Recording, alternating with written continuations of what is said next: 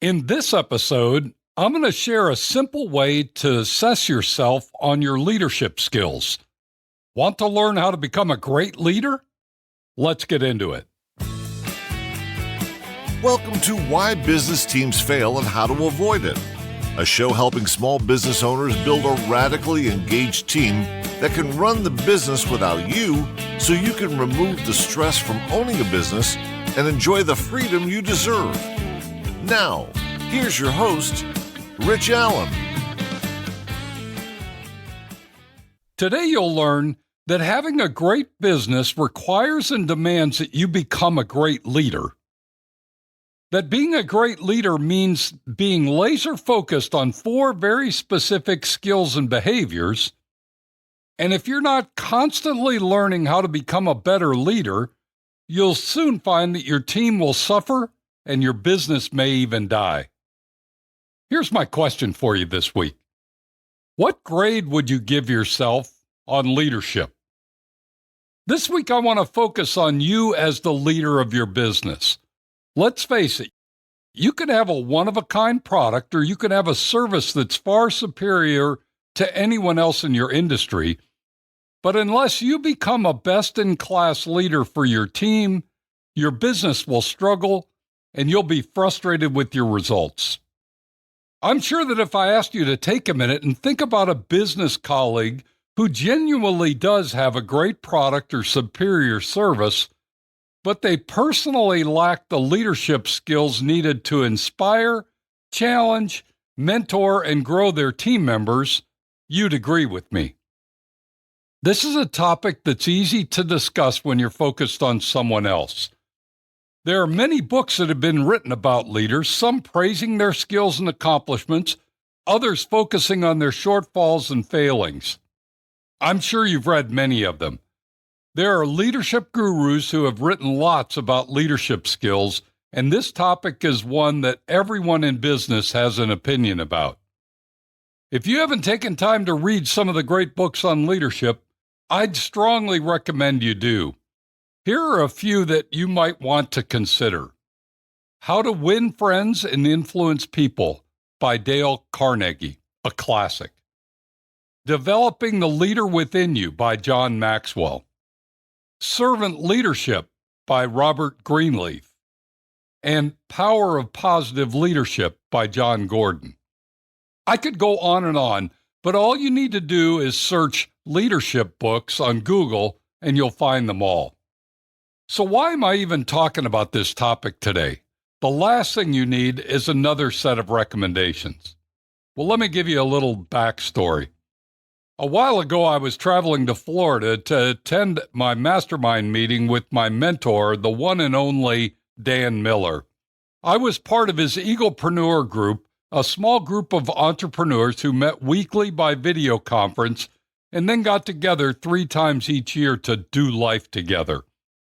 We would discuss new business ideas, brainstorm ways to solve interesting problems, and share our personal challenges with each other to get outside perspective and rich, insightful feedback that would often make us think differently about how to solve our problems.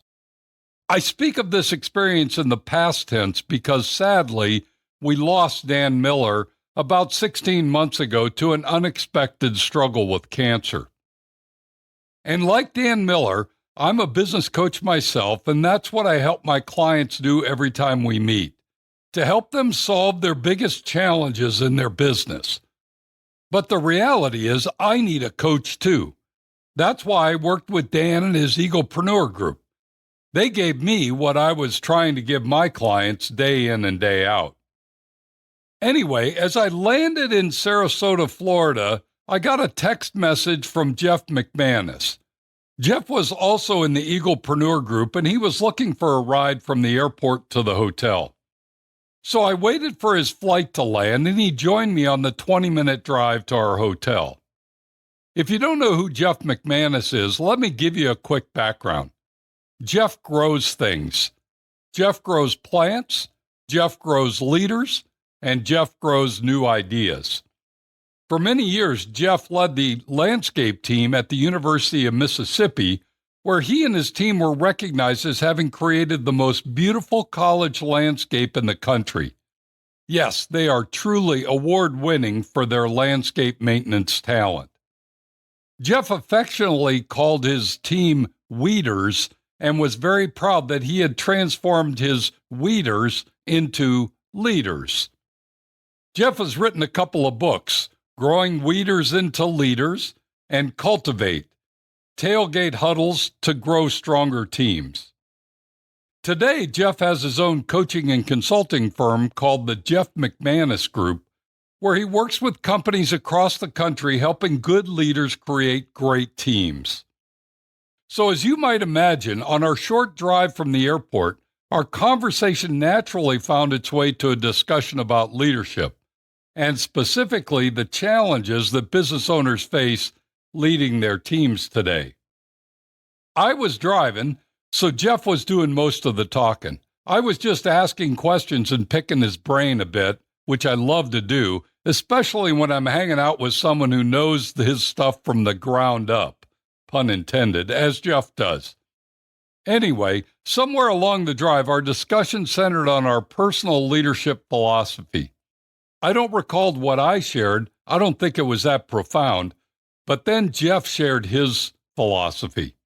He said he grades leaders on 4 specific areas that he calls the 4 F's. As he went through each of the 4 F's, I simply tried to focus on the road as my mind was racing about how simple, direct, and to the point his measure of success in leadership was. So here are Jeff's 4 F's of leadership for you to grade yourself on. The first F is fair. As a leader, are you being fair with everyone on your team? This seems like a no-brainer, but I can't tell you how many leaders I've seen who have favorites in their business and have others who they ride pretty hard. I'll bet you've seen this as well. Rather than everyone being held to the same standard, some are given more leeway or they make excuses because of the role they play in the business. I see it often when someone's in sales or has a more flexible assignment. While others are required to be on time every day, the sales or business development person comes in whatever they want or leaves early without a thought. Or someone who has a unique technical skill is allowed to treat their coworkers poorly, and the boss lets them do it because they hold the key to their technical support system. Or here's one I see often. A relative of the owner or leader doesn't perform as well as they should, but the leader looks the other way because they don't want them to lose their job. The first F in being a great leader is to be fair. Be honest with yourself. What grade would you give yourself in this area? The second F is firm. As a leader, are you being firm with your team? I see this as having a well-defined performance standard and holding everyone to the standard no matter what or when. I also see it as not simply asking someone to do something, but following through and making sure they complete the task as you requested. You've probably heard the biblical version of this: let your yes be yes and your no be no. Where we go wrong as leaders is when we get wishy-washy, when we say something but don't really mean it, when we make a threat or a promise, then don't follow through. As Jeff described this, it became clear that when you're fair and firm, everyone on your team knows they can trust you, which is an essential hallmark of a great leader. So how would you grade yourself on being firm? Be honest and think about how you could do better in this area. The third F is factual. As a leader, are you using facts to make your decisions? This is a big challenge for many leaders. Far too often, actions are taken or decisions are made without having the facts to support them. I'm sure you know of many times when there are he said, she said moments in your business. Leaders get in trouble when they make decisions without having the facts. It leads to your team members feeling like you're not being fair. Oh, wait, fair was the first F we discussed. How interesting. Being factual actually can help a leader be more fair. And here's a challenge for you in this area. If you're not tracking the metrics of your business, you'll have a difficult time being factual with your decisions. I often ask if there's a metrics dashboard for the business, and the leader looks at me like I've got two heads. Without a metrics dashboard, the only decisions you can make are intuitive, not factual. So how would you grade yourself on being factual? Be honest and think about how you could do better in this area. The final F is friendly. As the leader, are you friendly with everyone you engage with? I find that many leaders are stressed beyond their limits, and as a result, they aren't very approachable. How do I know that? Because I hear it from folks on their team. It's a real skill to carry the weight of being a leader, yet also being friendly, kind, and approachable. It's difficult to take time from your busy schedule to actually sit down and ask about someone else and genuinely care about them. I'll be honest, I struggle with this one from time to time. If I'm in the middle of something, running from one thing to another, the last thing on my mind is to be friendly. But let's face it, it's hugely important to those on your team. The things going on in their lives are as important to them as the things going on in your life. And as a leader, we must never forget that. We've all heard the statistic that most people don't quit their work, they quit their boss. And I'd suggest that a big reason they quit their boss is because they don't think their boss gives two hoots about them as a person. But a great leader isn't like that. They're friendly, they care, they're interested, and they know their team members well. How about you? How would you grade yourself on being friendly? What could you do to improve in this area? So there you have it. Straight from the ground up, proven landscape leader Jeff McManus, the 4 F's of leadership. Be fair, be firm, be factual, and be friendly. Simple, direct, no nonsense. Not a weed in sight. Use the 4 F's and you'll transform from a weeder to a leader in no time. As we wrap up today's podcast, let me leave you with these simple thoughts. Number 1, even if you have a great product or provide a great service, your business will struggle if you're not a great leader. Number 2, being a great leader doesn't have to be complicated. Just remember the 4 F's. Be fair, be firm, be factual, and be friendly. And number 3, don't think you have to go it alone as a leader. There are plenty of resources available to help you become the leader you've always wished you had years ago.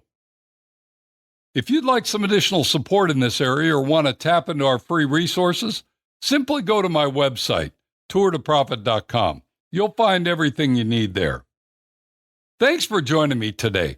Be sure to tune in next week when, in keeping with our theme on how to become a great leader, we're going to discuss whether you're a multiplier or a diminisher.